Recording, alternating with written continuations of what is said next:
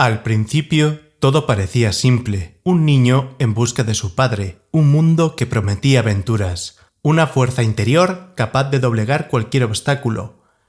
Pero la de Gone Freaks es una historia que oculta a un sujeto atrapado entre la inocencia infantil, el narcisismo heroico y la pulsión de muerte. Este análisis no se limita a trazar su evolución como personaje, sino que intenta descifrar la arquitectura psicológica de un niño que en su afán de pertenecer y de aventura llega al colapso para poder madurar. Hola, soy Pariston Beans y en esta ocasión os traigo un psicoanálisis de Gone Freaks, uno de los 4 protagonistas de Hunter x Hunter. Antes de comenzar, advertir que este tipo de vídeos tienen como fin el entretenimiento y están basados en personajes ficticios, por lo que no deben tomarse como un dogma.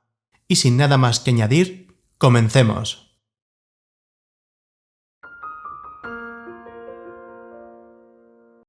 Se nos presenta a Gon como un niño criado en una isla semi-aislado de la civilización y con una alta conexión con la naturaleza, por lo que desarrolla una gran resiliencia, precoces recursos adaptativos y el pensamiento concreto. Gone Freaks creció en un entorno marcado por la ausencia de sus padres biológicos. Su madre nunca estuvo presente, aunque desconocemos el motivo, y su padre, Jin, si bien no fue un padre presente, tampoco fue negligente en un sentido absoluto. Jin creó un itinerario deliberado que Gon debía recorrer. Su ausencia fue un recurso pedagógico extremo. Jin quiso seguir su sueño y a la vez dejar todo preparado para que su hijo lo busque convirtiéndose en alguien libre y con una vida digna de ser vivida a su modo de entender. Aunque esta forma de crianza ausente de figuras paternas biológicas generó en Gon un complejo de Edipo transformado. Gon idealiza a Jin y desarrolla una intensa necesidad de encontrar a su padre como sustituto simbólico de una figura de autoridad y afecto. Esta búsqueda es un intento de validarse ante él, de forma que, si lo encuentra, demostrará que vale. Este mecanismo defensivo le protege del dolor de haber sido abandonado. Criado por Mito-san, quien sustituye el rol materno, Gon desarrolló un apego profundo hacia la calidez femenina, un núcleo de seguridad afectiva que contrastaba con el vacío paterno. Durante estos años, su contacto con la vida adulta no se limitó al afecto materno. De forma temprana, Gon comenzó a relacionarse con mujeres forasteras que recalaban en la isla, algunas de ellas atraídas por su simpatía, su desenvoltura y su precoz madurez. Mantuvieron con él intercambios que traspasaban los límites convencionales de la inocencia. Este tipo de encuentros suponen una aceleración de desarrollo psicosocial en esas áreas que no va acompañada de una madurez emocional. Da a la sexualidad una visión natural y en cierto modo instrumental, pudiendo desligarla del compromiso afectivo. También produce un desdibujamiento de dónde están los límites personales, produciendo situaciones que llevan a la confusión, como ya hemos visto que ha sucedido en la obra. Un acontecimiento crucial en el desarrollo psicológico de Gon y que fue suprimido de la versión del anime de 2011 es su interacción con Kaito. Kaito es discípulo de Jin, y en esta breve interacción con Gon lo salva del ataque de un zorro oso reprendiendo al muchacho por imprudente y revelándole que su padre no está muerto. Esta interacción es determinante para el desarrollo psicológico de Gon, ya que crea un vínculo y representa una sustitución parcial del rol paterno. La transición de lo mítico a la realidad en lo referente a Jin, y es un puente entre una infancia segura y una adultez peligrosa, cargada de responsabilidades y consecuencias. Entonces, podríamos decir que en el punto de partida de la obra, Gon muestra una personalidad inocente, impulsiva, con una fuerte necesidad de aprobación de las figuras paternas, con un alto desarrollo del pensamiento concreto y una introspectividad limitada pero en desarrollo. Y con este equipaje, Gon abandonó Isla Ballena.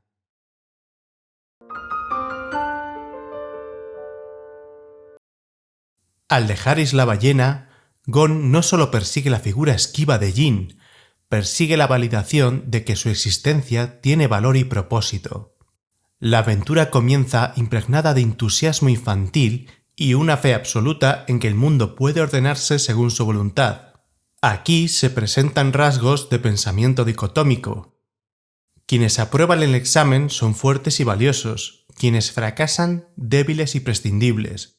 Esta visión binaria propia del narcisismo infantil se convierte en un mecanismo defensivo que sublima el dolor del abandono. En el plano afectivo, Gon proyecta sus necesidades de pertenencia en Killua. Debido a su edad, afinidad, talento y sus propias carencias afectivas, estos dos desarrollan un vínculo fraternal que se retroalimenta. También desarrolla amistad con Kurapika y Leorio. Esta amistad se refleja en forma de camaradería. Otro aspecto en la psique de Gon llamativo que vemos aflorar en este arco es una actitud temeraria ante Hisoka. Esta actitud podría deberse a varios factores como son la inmadurez típica de su edad, una atracción por el peligro como forma de validación y a la necesidad de demostrarse a sí mismo que es capaz de enfrentarse al mundo adulto. La interacción con Illumi también resulta reveladora.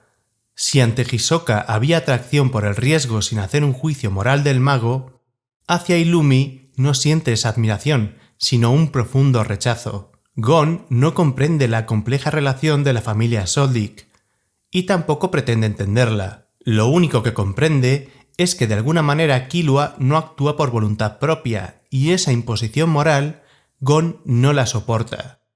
Ese rasgo de su personalidad que mezcla una gran valentía, una visión moral del mundo inflexible, binaria y simple, es algo que en el momento solo es anecdótico, pero que en otras circunstancias, como veremos más adelante, puede resultar fatal.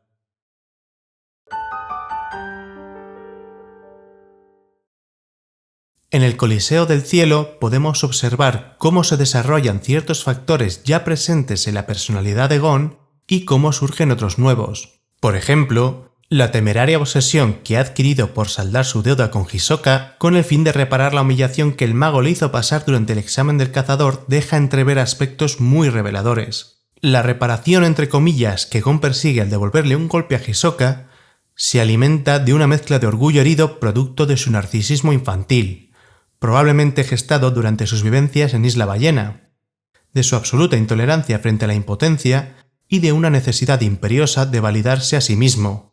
Durante este arco, podemos decir que estos factores dejan de ser rasgos aislados de su carácter y comienzan a fusionarse hasta conformar de manera más consistente el núcleo de su personalidad. En este arco podemos percibir también madurez emocional. Cuando Wing prohíbe a Gon usar Nen tras ver el lado temerario del Freaks en su pelea con Guido, Gon cumple el castigo no solo de manera impuesta, sino sobre todo de manera autoimpuesta. Se da cuenta de la magnitud que implica el Nen y su falta de dominio y conocimiento sobre este. Esto genera una consciencia de que no basta solo con voluntad o talento, sino que necesita detenerse y prepararse para conseguir sus objetivos.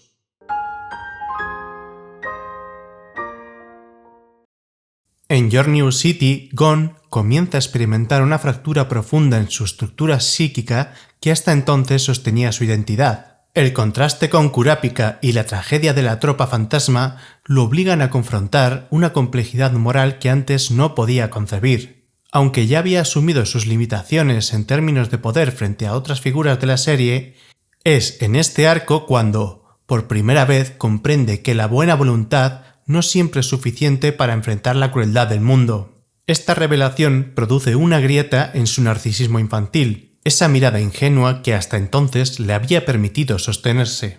A su vez, Gon siente una mezcla de pena y preocupación por Kurapika. Desea ayudarlo a recuperar la bondad que un día lo caracterizó y que no termine consumido por la venganza de su clan. Si escarbamos un poco más, veremos que Gon observa esta situación como un espejo potencial de lo que él mismo podría llegar a ser si se encontrara ante la misma disyuntiva, despertando en él una incomodidad difusa. Su visión simple y dicotómica del mundo ya no le ofrece respuestas claras. En el fondo, percibe que la fuerza no es necesariamente sinónimo de virtud, sino que puede convertirse en una manifestación de poder desnudo y amoral.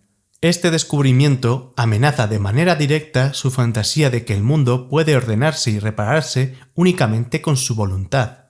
Esta tensión se expresa en forma de rabia cuando presencia la aparente contradicción moral de Nobunaga, capaz de llorar la muerte de un compañero mientras muestra total indiferencia ante sus víctimas. Este hecho lo confronta con la certeza de que su visión idealizada del cazador basada en la convicción de que la fuerza acompañada de la virtud sería suficiente, resulta incompleta. A su esquema mental se añade entonces un nuevo matiz. La fuerza y la virtud deben ir necesariamente acompañadas de responsabilidad moral. Al mismo tiempo, su dependencia afectiva se vuelve más evidente. Killua se convierte en su principal soporte emocional frente a la ansiedad y el desconcierto.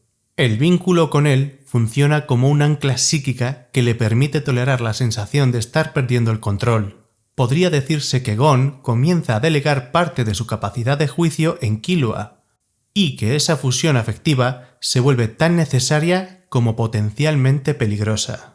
Sin embargo, pese a que las circunstancias lo empujan hacia una comprensión más matizada de la realidad, Gon mantiene una negación parcial de la violencia. Es consciente de que la tragedia lo rodea, pero actúa como si pudiera permanecer a salvo de ella, como si la pureza de sus intenciones bastara para preservar su inocencia.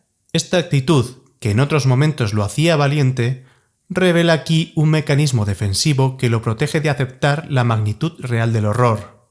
Giornius City es, en definitiva, el punto en el que todos estos factores, la erosión de su visión binaria, la emersión de la ambivalencia moral y la consolidación de su dependencia emocional, comienzan a entrelazarse y a forjar un núcleo más complejo de su personalidad. Aunque Gon conserva su impulso vital y su aspiración ideal del cazador, esta etapa deja claro que su fuerza ya no se sostiene únicamente en el entusiasmo infantil. Ahora se mezcla con el desconcierto, la frustración y una conciencia incipiente de sus propios límites.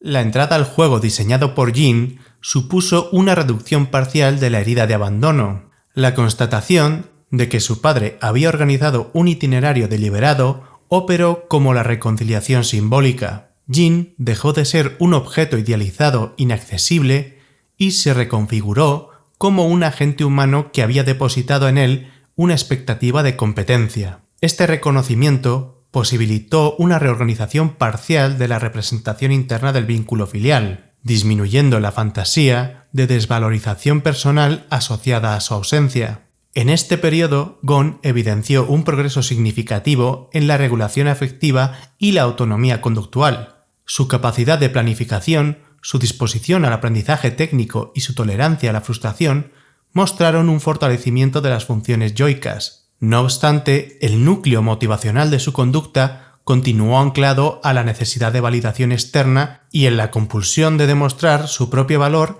a través de la superación de límites físicos y simbólicos. El enfrentamiento con el bombardero constituyó un punto de condensación de esta dinámica. La decisión de sostener un enfrentamiento directo a una costa de su integridad corporal puso de manifiesto la persistencia de un patrón de autoafirmación que priorizaba el reconocimiento de su fuerza por sobre la autoconservación. Este rasgo evidenció un desplazamiento de la agresividad latente hacia formas de actuación de alta explosión al riesgo, donde la prueba de virilidad se erige como condición de legitimación subjetiva. De modo complementario, el partido contra Razor expuso la capacidad de Gon para incidir en las disposiciones de su entorno inmediato. La aceptación por parte de Killua de infligirse un daño significativo con tal de sostener la estrategia de juego reflejó una transferencia indirecta de la orientación temeraria de Gon hacia su compañero. Este episodio ilustró la capacidad de su impulso para desbordar el propio límite y permear los vínculos de la amistad, generando una confluencia de sobreexigencia mutua. Aunque el contexto lúdico de Grid Island aportó un marco de relativa estabilidad emocional y consolidación de competencias instrumentales, estos eventos pusieron de manifiesto que la matriz pulsional que organizaba la conducta de Gon permanecía inalterada. La compulsión de validarse a través del riesgo, la intolerancia a la percepción de insuficiencia y la disposición a comprometer la integridad física como garantía de su identidad.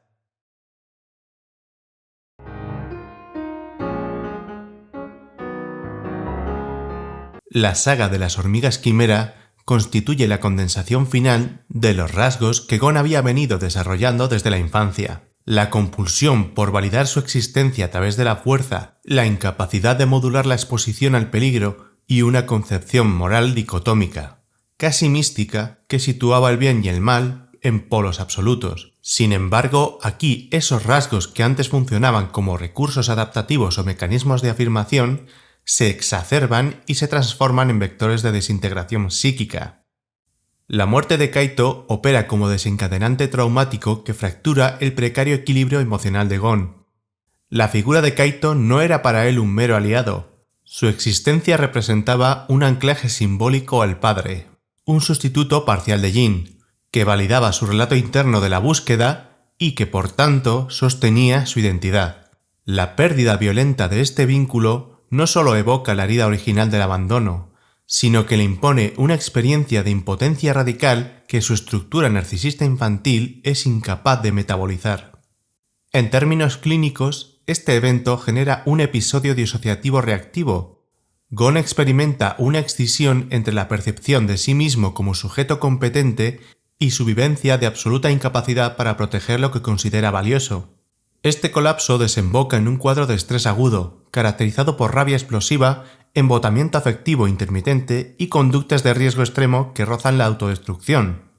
La combinación de estos síntomas sugiere un estado limítrofe descompensado, en el que el yo ideal omnipotente se fragmenta y deja paso a un vacío identitario.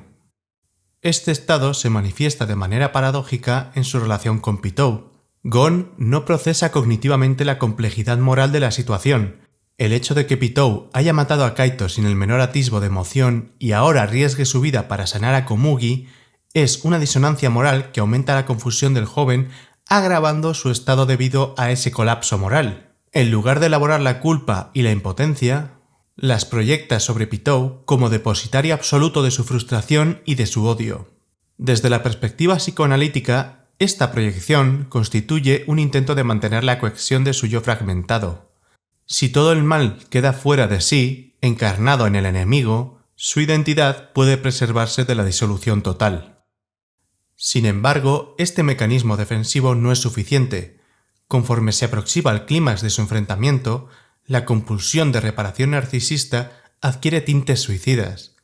La transformación a Golden Gon que activa inconsciente pero deliberadamente, renunciando de facto a su vida como cazador, cristaliza un estado de regresión masiva. Una reactivación del pensamiento mágico infantil, donde el sacrificio absoluto de sí mismo puede revertir la pérdida y restaurar el vínculo roto con la figura idealizada de Kaito. En su fantasía inconsciente, la aniquilación de Pitou y la renuncia a su propia vida funcionan como rituales de expiación y como un intento de recuperar un mínimo de coherencia interna. La escena de su mutación física es la exteriorización simbólica de este derrumbe. El cuerpo adulto surge como una representación grotesca de un deseo omnipotente de reparar la herida, mientras su mente se hunde en una regresión desesperada. Desde una lectura psicodinámica, Gon no solo convierte en castigador absoluto a Pitou, se convierte en su propio verdugo. El odio que proyecta es también el odio que dirige contra sí mismo por no haber sido capaz de proteger a su figura sustitutiva paterna. Este auto-odio, hasta entonces reprimido, aflora en estado puro, conduciéndolo a un paroxismo autodestructivo.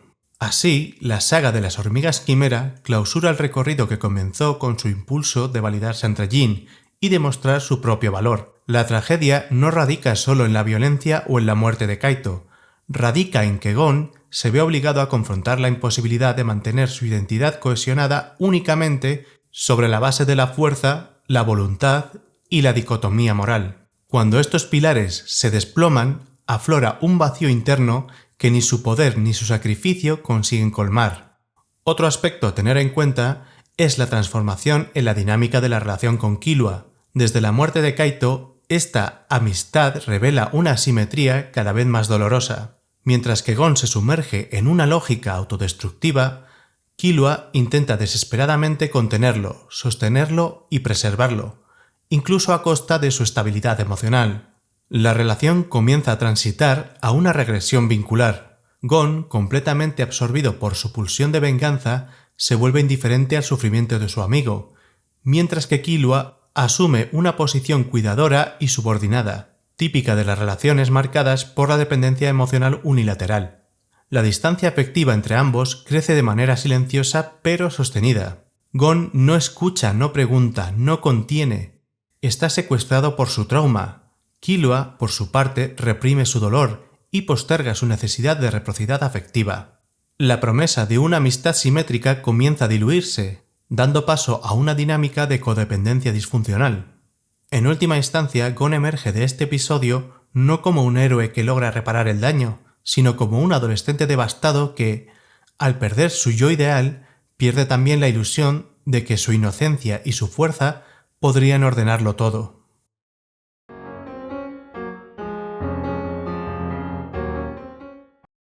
El arco de la elección del nuevo presidente representa, en términos psicológicos, el tramo final del proceso de individuación de Gon Freaks. Tras alcanzar el abismo de su capacidad destructiva, simbolizada en su transformación en Golden Gon contra Neferpitou, Gon entra en un estado de colapso físico y mental que roza la muerte, revelando una escisión interna que solo puede resolverse mediante una reintegración profunda de su yo fragmentado. Este proceso comienza cuando Killua, su figura de apego más cercana, lo rescata y permanece a su lado. Desde un enfoque psicodinámico, Killua encarna al testigo compasivo, aquel que sostiene emocionalmente al sujeto cuando el yo ha colapsado bajo el peso del trauma. La presencia incondicional de Killua funciona como un espejo no idealizante, permitiéndole a Gon comenzar a reconstruir su sentido del ser sin recurrir al omnipotente narcisismo infantil que lo había llevado a la autodestrucción. La recuperación de Gon, entonces, no es solo física, es un acto de rehumanización. El reencuentro con Kaito, por su parte, marca un punto de inflexión dentro de esta narrativa de reconstrucción. Si antes Kaito había sido idealizado como sustituto parcial de una figura paterna, su reencarnación en un cuerpo nuevo y su supervivencia independientemente de la voluntad de Gon confrontan a este último con una verdad dolorosa. Su sacrificio no fue necesario, ni redentor, ni verdaderamente reparador. Desde la perspectiva clínica, este momento puede interpretarse como una confrontación con la realidad objetiva del trauma y el inicio de su simbolización. Gon empieza a entender que la muerte, la pérdida y el fracaso no pueden evitarse ni redimirse únicamente a través del deseo o la fuerza. Este desmoronamiento del narcisismo heroico tiene su correlato en el reencuentro con Jin, su padre, figura central del eje edípico de la serie. A lo largo de toda su travesía, Gon había proyectado en Jin la imagen del padre ideal, lejano, poderoso, deseable y esquivo. El momento en que finalmente se encuentran no está cargado de la épica esperada. Este desencuentro tiene un efecto liberador. Gon puede, por primera vez, querer a su padre sin necesidad de idolatrarlo, lo que representa un cierre simbólico del complejo de Edipo. La caída del padre idealizado permite la emergencia de un yo más autónomo, capaz de amar sin depender del deseo del otro. En este marco, la separación de Killua adquiere también un valor estructurante.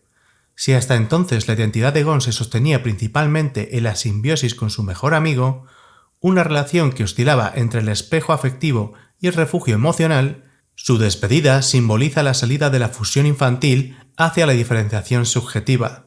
Gon acepta el fin de un lazo que fue sostén, pero que ya no puede contener su nuevo estado de conciencia. A nivel psicológico, se trata de una etapa de individuación, en la que el sujeto ya no necesita ser visto, validado o sostenido constantemente para existir como tal. Lo que emerge entonces no es el mismo niño que partió de Isla Ballena en busca de su padre.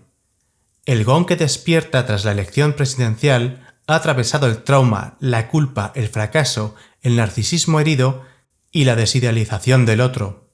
Ha logrado resignificar su sufrimiento sin negarlo ni sublimarlo enteramente. Su resiliencia no consiste en volver a ser el mismo, sino en aceptar que ya no lo es, y que eso está bien.